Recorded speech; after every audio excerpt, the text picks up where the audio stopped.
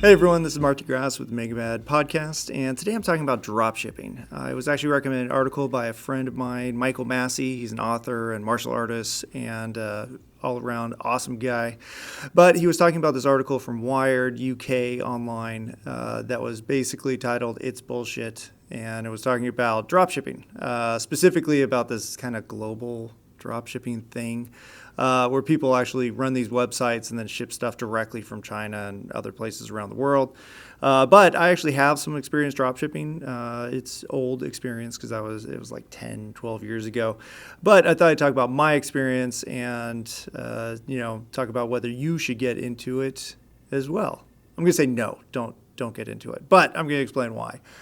So what is dropshipping? Dropshipping is actually a pretty easy concept to grasp. Basically, you have an online store, you list a bunch of products, and then when somebody orders the product, you go directly to a vendor and you buy the product from them, and they ship it directly to your customer. You're in charge of the customer service. Your vendor's in charge of maintaining inventory and shipping it out. So sounds like a pretty good deal. You don't have to do anything. So I'm going to talk about the upsides first, and then I'll go into the downsides, and then I'll kind of talk about whether it could work or what it could actually work for. So the upsides are that you don't have to manage inventory. If you've run an online store or just a store in general, you know that inventory is hard. It requires a lot of organization, a lot of monitoring. You got to put it places, so that means rent. You got to have somebody else manage it, which means employees. And all around, it's just a lot of work. You got to stay on top of it all the time. So with the drop shipping, you're not managing that inventory.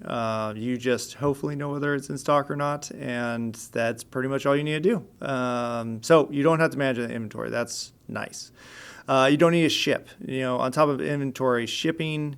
It sounds simple, say you have to ship 5 products a day. It's no big deal.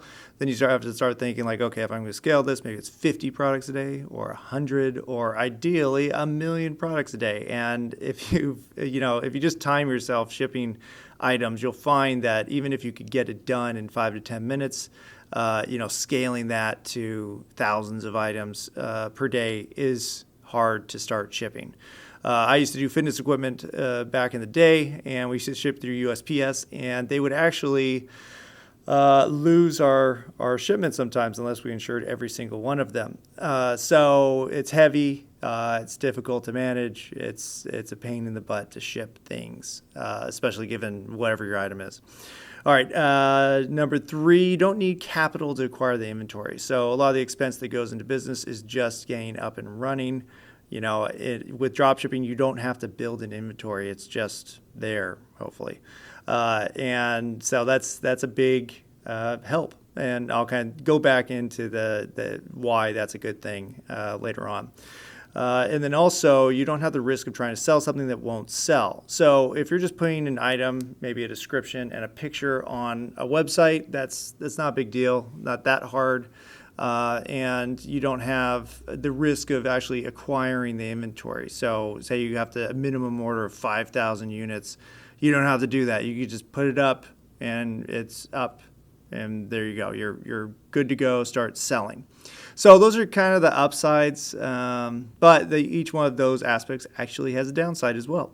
So number 1 is you have no control over the operations of the shipment. So that means that if somebody orders and say you go to the vendor, hey, I need this item, they say, sure, and they can even send you the shipping information, and the product never arrives. You don't actually know if they shipped it in the first place, whether it got lost, whether, you don't know anything. So, but you're responsible for everything. So the customer is not going to go to your vendor and say, hey, where's my order? They're going to go to you, and you have to try to figure that out. Or, say they order it and the vendor's just out of stock, or maybe they're out of business. You really don't know. So it's hard to manage the customer service aspect because you don't have any control, and you're actually just a middleman. So, the responsibility, while it's all yours, you have no hand in the actual shipping or inventory control of the item. So number 2, if the company you're using drop ships, that means that everyone probably has access to that item, and it's more of a commodity, which means that it's really hard to compete unless you're very good or spend lots of money on advertising or some other thing. You're going to have to be most of the time what you'll see, especially the newbie approach, is just to discount your price. Like if your profit margin is $5, then you say, oh, I'm just going to take $1 and I'll make it up in volume. That doesn't work. And also, you're just having to compete against everyone. On top of the fact, and this is another point, you don't know the product. Unless hopefully you ordered the product, tried it out, and you believe in it, chances are this is just some random thing in a catalog that you grab, stuck on the internet, and are selling, even though you have no understanding of what the product is, whether it's good or not, or whether the vendor is reputable or not. So you don't know the product. That's another downside. Best case scenario, you do know the product or you knew it at one point, but chances are if you have a website, it's going to be up for months before you sell anything. And then you might not know if it's a good product anymore. So that's another downside. Another downside beyond that is that it's hard to predict sales because you don't know what your products are going to be. You don't know what sells, and even if it did sell, if you're changing the product or the vendor all the time, even for the same product, you really can't predict whether it's going to sell in the future, even if it's sold in the past. And then lastly, it's just a ton of work. Everything online and just in business in general, if you're going to succeed at it, is going to be work.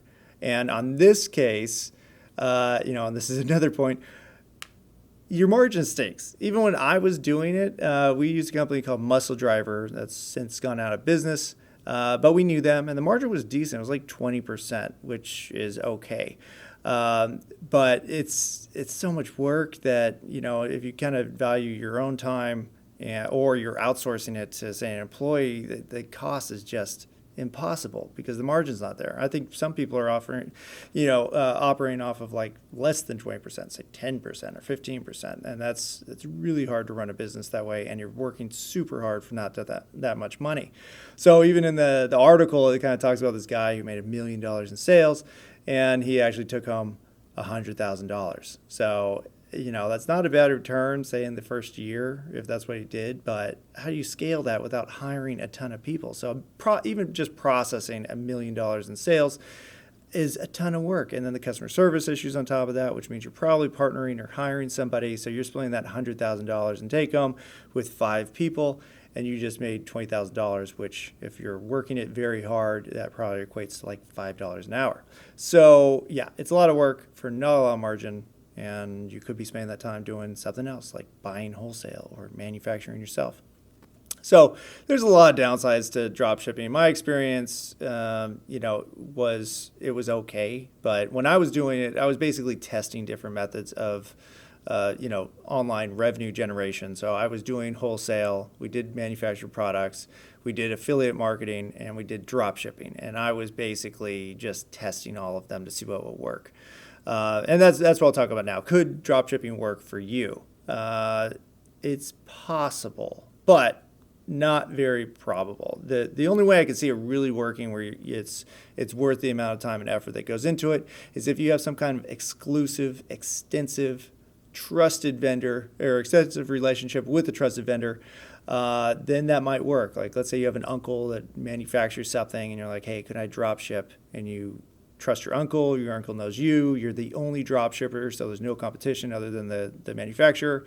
That could possibly work. But even at that point, you're better off just having them customize a product for you and selling that. But, it just doesn't make a lot of sense, even in that situation, unless you're really trying to go for that passive income, and you're still going to have to work it. So now another situation where it works is if you're doing research. Like if you're not intending to really make money, maybe just break even, but you want to do the research to find out if you should start manufacturing a product yourself or buy a big order wholesale, then dropshipping will allow you to test market products without actually having to build the inventory for them or build the product itself. So you could actually find out if your private community will actually purchase this, and if they start purchasing it, then okay, this is a good product, and now you can make money from it doing something, more profitable, like manufacturing or just buying wholesale. But it's still a lot of work to do that. I did it a little bit, again, with Muscle Driver just to see, like, okay, people are buying kettlebells. This is back in 2008, so that was still new. And that actually worked. We sold kettlebells or dropship kettlebells, and that was helpful. But then we just started importing, doing it ourselves. There's one last situation where this could make sense, but I definitely don't recommend it, and I think it's lame. Would be if you want to show some big success, like making $1 million in sales, even though it was unprofitable. But your plan was to make some kind of fake guru program and then exploit, aspiring entrepreneurs. Then you could do that. Like these guys, I'm sure that after they realize how much work it is, then they're just going to make a program to turn other people into successes with dropshipping. And then there you go. They're selling books and online courses and consulting and coaching and webinars and all the other stuff that goes into, information sales online. But again, there's just so many different things you could do other than drop shipping that even in that situation, you're better off just getting some inventory and selling it. So that's my 2 cents on drop shipping. It's, again, I think at best it's a research method. At worst, it's just a ton of work for not a lot of money. The article, again, it's called It's Bullshit. You can look it up online. Go and read it. It's, it is pretty accurate, the title. But again, I'm sure there's some situations where it makes sense. But yeah, I just wouldn't do it. Like you're better off going to affiliate marketing and finding out if you can make affiliate sales and then doing that as your research project versus this, where you have a lot of exposure to yourself and your reputation that you have no control over because you're not the one manufacturing and selling. Anyways, that's it. If you have any questions, let me know. Otherwise, tune in next time for more Mega Mad.